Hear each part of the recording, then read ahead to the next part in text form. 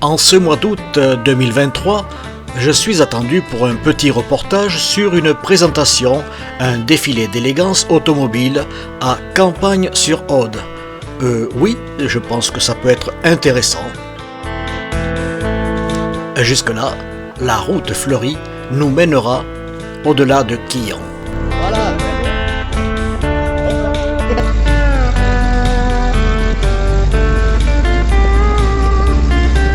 À bord de la Jeep Willys 1945 appartenant à mon ami Martins, nous frayons un chemin entre Chalabre et la haute vallée de l'Aude, soit une bonne trentaine de kilomètres. Les cigales sont là, tout est au rendez-vous, mais je suis loin d'être terriblement surpris par un cadeau qui m'attend.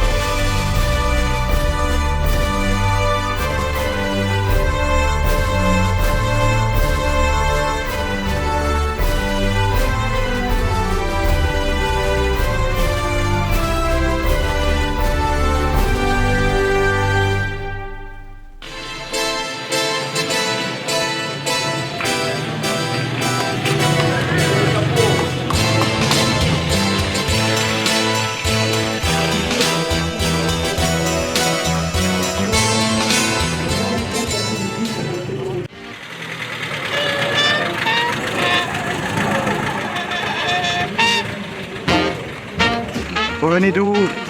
Au campagne sur Orbe. Ah, vous êtes de campagne, carrément. Je suis épicier de campagne.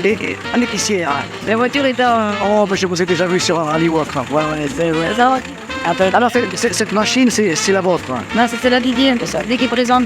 D'accord. J'ai assigné 40 de sorte. Ah, c'est pas la Simcaville, non? On descend. 75. Bon, parfait. On entend bien le moteur, hein? Ils n'ont rien de piqué, Ça prouve qu'on n'est pas en panne. C'est bien agréable à conduire. Franchement,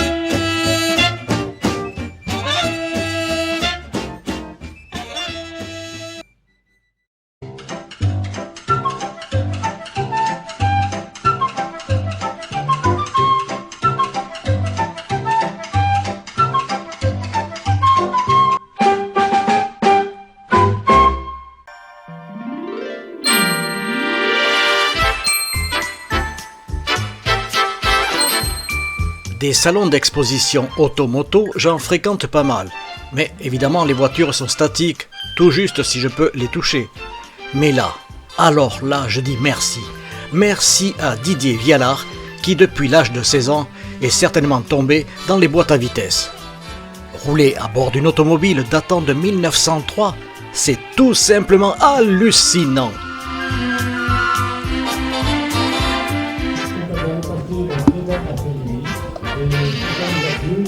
Alors, cher monsieur, vous êtes le speaker, le spécialiste de ce rassemblement.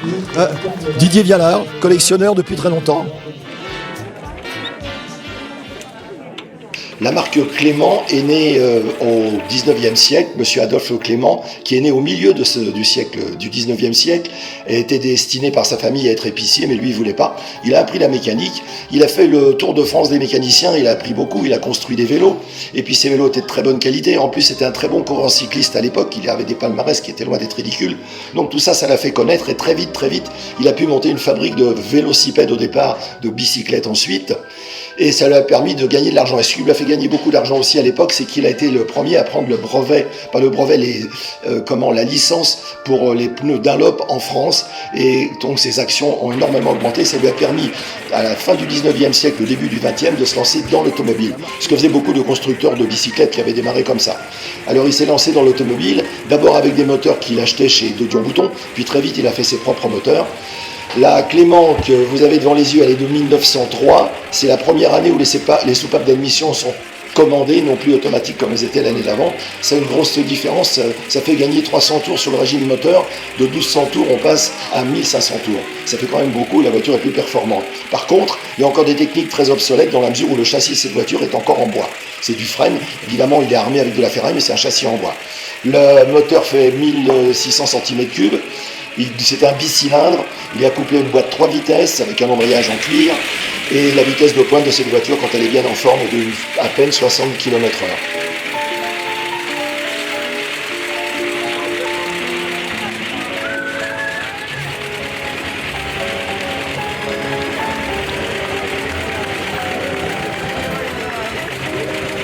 Cette marque s'est arrêtée au début des années 20, elle n'a pas su prendre le virage de la Première Guerre, c'est pas la seule, on a retrouvé les mêmes problèmes à la Deuxième Guerre, tout un tas de constructeurs qui n'ont pas su prendre le virage de toutes les réformes qui avaient impliqué ces guerres, et donc il a revendu son usine de Levallois-Perret à un jeune qui démarrait dans l'automobile, enfin il y a longtemps qu'il avait démarré parce qu'il sortait des arts et métiers, et avant la guerre il avait travaillé pour Morse, c'est monsieur André Citroën qui venait de reprendre cette usine pour lancer ses voitures et lancer sa marque.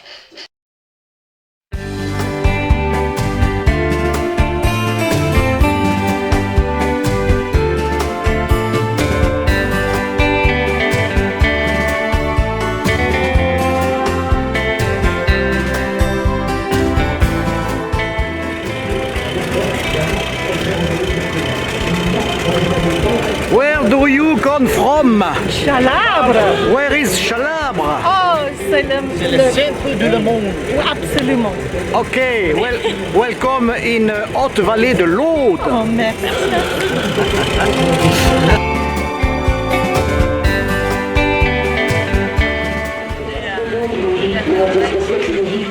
C'est une voiture qui nous a quand même libéré la Jeep, entre autres. Alors ici, c'est un modèle de 55, on a continué à le fabriquer après. Il est fabriqué par Overland, par Willis, par Ford aussi. Mais le créateur, c'est Madame. C'est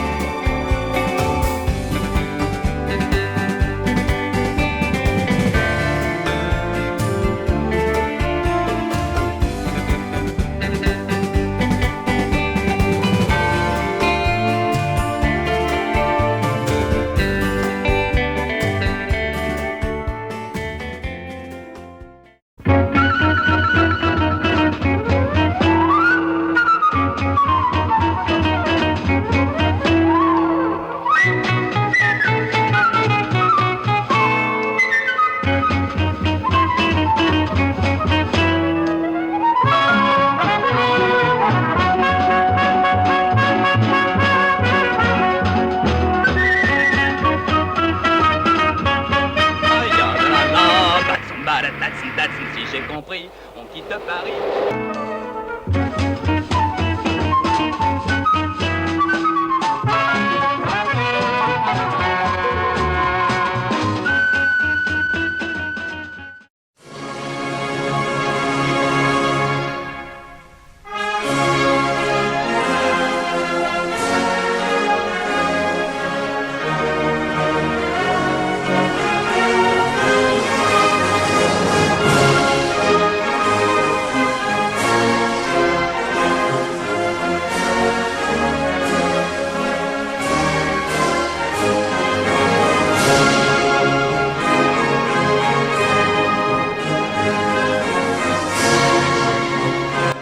Alors, pour la petite histoire, à l'âge de 5 ans, Olga partait promener avec ses parents en Russie dans cette même moto.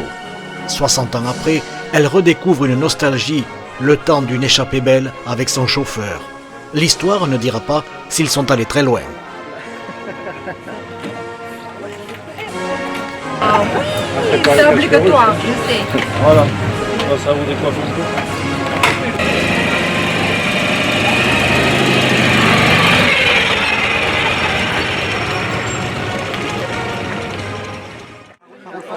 Alors Roger, encore une réussite, n'est-ce pas? Ah voilà, oui, avec plus de 30 véhicules exposés et présentés par un speaker hors norme qui a travaillé à LVA, Oui. qui était représentant d'LVA, qui a fait plein de sujets sur beaucoup de voitures, qui connaît les voitures d'ailleurs par cœur. C'est la famille, hein, c'est la famille. Hein. Voilà, c'est la famille, c'est le beau-père de Caroline. Voilà. Et ce cas, il n'a pas besoin de notes, il connaît tout par cœur, c'est l'encyclopédie de la voiture. Comme Voilà. je disais, c'est un puits de science.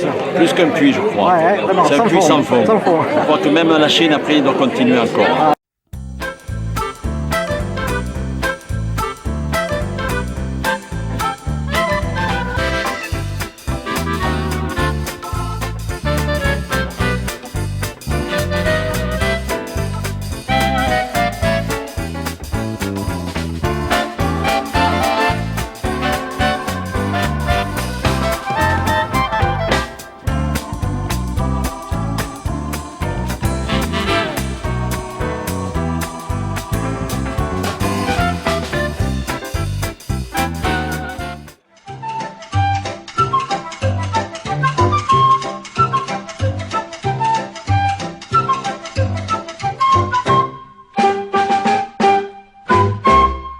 Alors Didier, exceptionnellement, nous autorise à rentrer dans l'antre miraculeuse de sa collection, entre autres.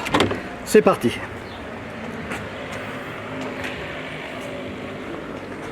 Alors nous sommes dans un bâtiment très ancien. Il fait frais ici à l'intérieur. C'est presque une cave à Roquefort. Non, mais c'était une cave à vin. blanquette. Ah, une cave à Pour ça que c'est blanquette. isolé. Ok, bien sûr, bien sûr. Ah, alors, qu'est-ce qu'on a là? Une moto, enfin, des motos, voilà. Une traction. Oui. Alors elle est comme ça parce que j'attends l'électricité dans mon local. Alors un gag, hein, une réalité, quand ils sont venus pour me poser le compteur, Oui. il fallait faire un trou dans le mur pour amener le câble. Et le gars, alors qu'ils viennent me poser le compteur parce que je n'ai pas d'électricité, j'insiste. Hein. Oui. Et le gars me dit, il avait sa perceuse, il avait la fiche à la main, il me dit, vous avez une prise de courant? Ah. C'est vrai. Hein. Ça, c'est un gag. Eh ben c'est pas un gag. Oh, qu'est-ce que c'est que ça? Ah. Unique. Ah, en plus, et c'est la marque unique. Forcément. Alors ça, c'est quelle année, ça? 1911. 1911. Marqué là, vous avez la fiche technique. Ben oui, oui, oui, oui. Elle roule? Oui, enfin, là, il y a des petits problèmes, mais enfin, on est en état. Mais elle est en état, bien sûr. Ouais, ouais, ouais, ouais. Alors ça, c'est une voiture vraiment c'est très typique de la routière. familiale. Ouais, C'était une grande famille, là. Hein, une grande famille, là. Il y a plein de voitures comme ça qui ont été réquisitionnées à la carte 14 et qui ont servi les Voilà. avertants en bleu et qui ont servi aux états-majors. Hein. Ah oui, oui. Et alors, à l'époque, le volant était à droite. Oui, alors il y a plusieurs raisons pour ça, mais la première, c'est que les voitures avaient les commandes de levier de vitesse et de frein qui étaient à l'extérieur du châssis. Oui, donc de l'autre côté là-bas. Donc, voilà. à main droite, il y a 80% de droitiers. Et Donc, oui. c'était plus facile de...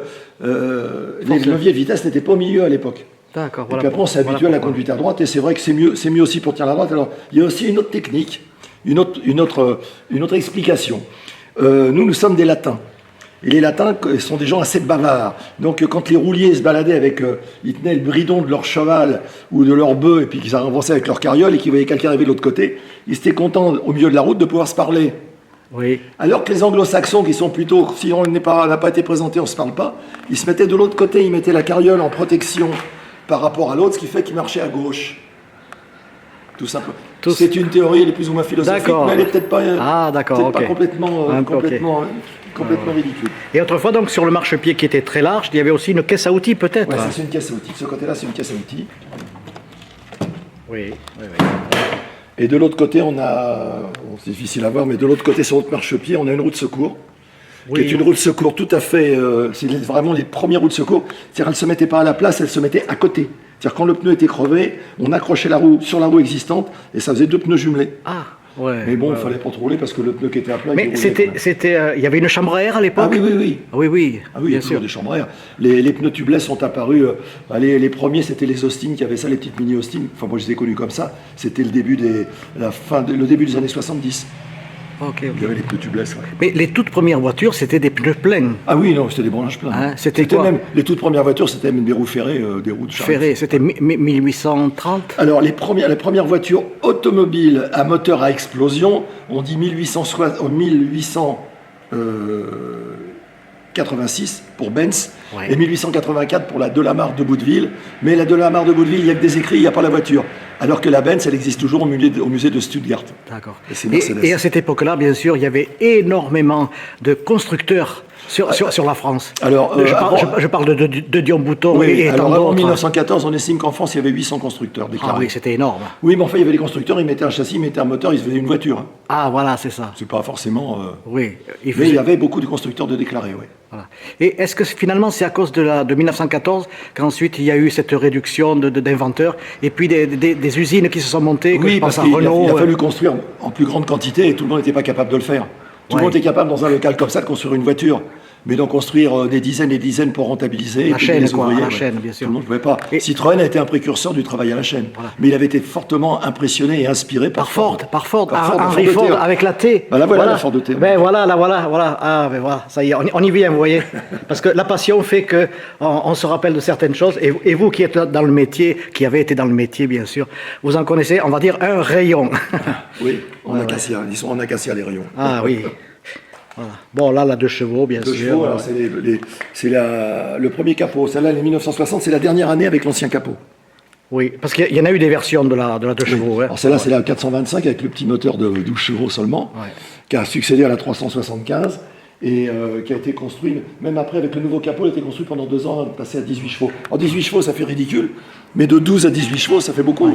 Je reviens à la Ford T, parce qu'elle est très célèbre. Bah oui. On l'a vu avec Laurel et Hardy. Laurel et Hardy, hein, où elle tombe en morceaux, n'importe quoi. Alors, voilà. il faut savoir, tiens, on a toutes ces 2 voitures. Oui. Celle-ci a été construite pendant 40 ans. Il y en a eu 5 millions d'exemplaires. Celle-ci a été construite pendant à peine 20 ans. Il y en a eu 3 fois plus. Ah oui. Ouais, ouais. Ça sortait d'usine à la chaîne. Oui. Voilà. Et Ford avait réussi, c'est extraordinaire ce qu'il avait réussi, Ford. D'abord, il les vendait à ses ouvriers. Oui. Et comme des fois je dis aux gens, que vous savez quelle différence c'est entre un ouvrier de chez Rolls et un ouvrier de chez Renault. L'ouvrier de chez Renault vient travailler en Renault. Ah ouais. Et il arrivait à vendre ses voitures à ses ouvriers. Et comme il les faisait à la chaîne, c'était en 1921, une Ford T coûtait moins cher qu'en 1908. Ah oui, en effet. Parce qu'ils avaient réussi à les faire 3 fois plus vite. Oui, donc ça permettait d'avoir une... Elle était où l'usine Ford? C'était à Détroit. À Détroit, oui, d'accord. Bien sûr. Voilà. Et ça vous arrive de rouler avec de temps en temps? Oui, mais là, comme je viens de déménager, et puis qu'il y a des conditions familiales assez difficiles qui font que je suis venu ici, où je me plais beaucoup d'ailleurs. Ouais. Et je ne remercierai jamais assez les gens du coin de leur accueil et de leur aimabilité. Mais si fait, j'ai pas trop le temps de faire rouler avec. Et non, vraiment, il y a à part la DS que j'utilise régulièrement parce qu'elle me sert de deuxième voiture.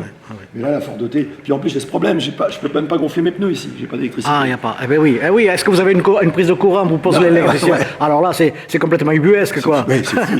Sur le moment, je me suis dit, mais il rigole, le mec. Mais non, il se rendait pas compte. Bon, en tout cas, je te remercie énormément parce que voir ça, ça fait partie des secrets, en quelque sorte, de ces collectionneurs qui, des fois, ne veulent pas dire, ne veulent pas montrer. Et là, moi, je veux bien montrer, et là, je me des régale, trucs qui n'ont pas des valeurs extraordinaires. J'aurais un machin qui vaut 3 millions d'euros, j'aurais peut-être pas le montrer. Ouais. J'adore aussi les affiches publicistes de l'époque aussi. Alors c'est Clément, justement. Ouais. C'est la Clément. Mais alors, à partir de 1904, elles ont eu un radiateur comme ça, les Clément, par rapport à celle que tu as vue là tout à l'heure. C'est le modèle d'après. Et c'est une reproduction d'une affiche d'époque qui a été longtemps au musée de la Colline à Paris, à la Défense. À la Défense. Et quand le musée a fermé, le responsable du musée, qui est un copain, m'a fait cadeau de ça. Il m'a dit, t'as une Clément, je te donne ça. Ok. Ouais. Ben écoutez, encore 1000 et 10 000 merci pour cette petite visite privée. Moi, j'adore parler.